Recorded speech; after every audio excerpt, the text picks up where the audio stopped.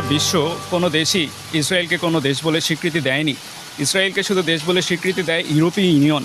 আর আমরা দেখেছি যে ইউরোপীয় ইউনিয়নের শক্তিতে ইসরায়েল প্রতিবারই বিভিন্ন মুসলিম কান্ট্রিগুলোতে আক্রমণ করছে। ইভেন আমাদের গাজাতে যে পরিমাণে তারা মুসলমানদেরকে মেরেছে, তারা এখন রাস্তাতে বসবাস করে, তাদের কোনো ঘরবাড়ি নেই, খাবার দাবার নেই। ইভেন আমরা দেখেছি যে ইসলামের যে সবচাইতে একটা ঐতিহ্যবাহী মসজিদ আল আকসা, সেটাও তারা কীভাবে ধ্বংস করে দিয়েছে। সেখানে কোনো মুসলমান নামাজ পড়তে পারে না, নামাজ পড়তে গেলেই দেখা যায় যে তারা বোমা মেরে আক্রমণ করে মুসলমান মেরে ফেলে।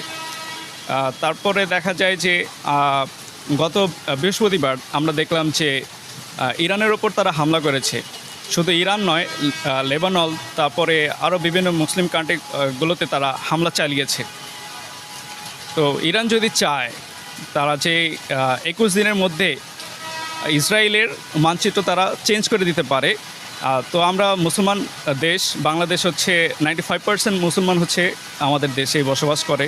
তো আমরা মুসলিম কান্ট্রি হিসেবে চাবো না যে কোনো দেশের মুসলমান মৃত্যুবরণ করুক। আমরা চাই শান্তি। এই সংঘর্ষের মূল দায়ী হচ্ছে গিয়া, আমি যতটুকু মনে করি, এটা হচ্ছে ইসরায়েল।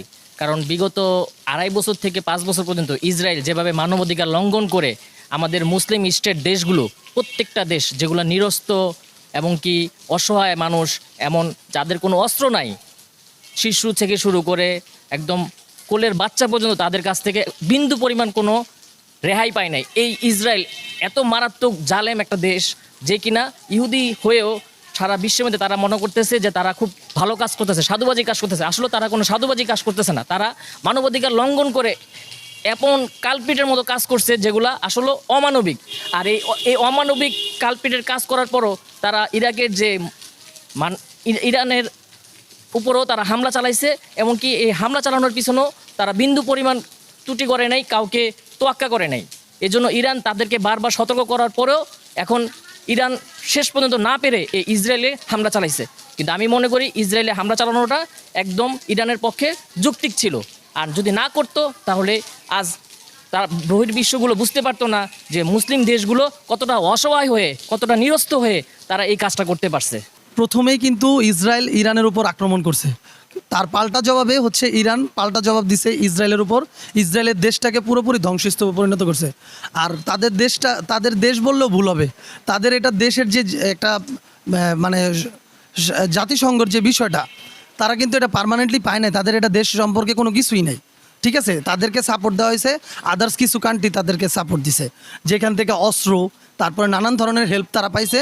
এই কারণে বিগত কয়েকদিন আগে আপনারা জানেন যে বিষয়টা, আমাদের গাজাবাসীর এই যে মুসলমান ভাই বোনদের উপর নির্মম অত্যাচার, তারপর শিশুদের উপর নির্মম অত্যাচার, তারপর যারা সাংবাদিক ছিল তাদের উপরে যে নির্মম অত্যাচার, এমনকি যারা সেবা প্রদান করছে তাদের উপরে যে তাদের গুলি করে মারা, এটা কিন্তু ইসরায়েল করছে। আর আল্লাহ তাআলা এই বিচারটা ইরানের মাধ্যমে কিন্তু সম্প্রদান করে দিছে। তো আল্লাহর কাছে লাখ লাখ শুক্রিয়া।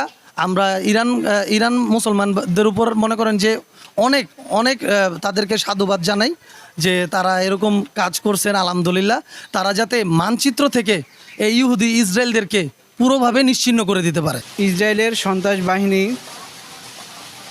যেভাবে মধ্যপ্রাচ্যে শান্তি বিনষ্ট করে যাচ্ছে, যেমন আমরা দেখতে পাচ্ছি, প্রথমে তারা ইসরায়েলের ফিলিস্তিনি গাজাতে আক্রমণ করলো, ফিলিস্তিনি গাজার আক্রমণ করে ধ্বংসস্তূপে পরিণত করলো। তারপরে আমরা দেখলাম ইয়েমেনে আক্রমণ করলো, লেবাননে আক্রমণ করলো, সর্বশেষ তারা ইরানে আক্রমণ করলো। ইরানের ঘুমন্ত মানুষের উপরে ইসরায়েলের সন্ত্রাস বাহিনী ফাইটার জেট দিয়ে আক্রমণ করে অনেক ক্ষয়ক্ষতির সম্মুখীন হলো ইরান। আর এই হামলার প্রতিবাদে ইরান প্রতিবাদী আক্রমণ করলো ইসরায়েলে। আক্রমণ করে 15,000 কিলোমিটার থেকে তারা মিসাইল এবং রকেট হামলা করে ইসরায়েলের ধ্বংসস্তূপ হলো। এখন ধ্বংসস্তূপের ফলে ইসরায়েল অন্তত একটু হলেও বুঝতে পারবে তারা যে যুদ্ধ খেলা শুরু করছে, যুদ্ধ আসলে কোনো দেশের জন্য শান্তি বয়ে আনে না। যে কোনো দেশের জন্য এই যুদ্ধটা ধ্বংস এনে আনে। আর ইরান হলো একটি মুসলিম কান্ট্রি, তারা ইসলাম হচ্ছে শান্তির ধর্ম, ইসলাম শান্তি চায়। ইরান কখনো যুদ্ধ চায় না, একমাত্র ইসরায়েলিরাই এই মধ্যপ্রাচ্যে অশান্তির কারণে হচ্ছে ইসরায়েলিরা।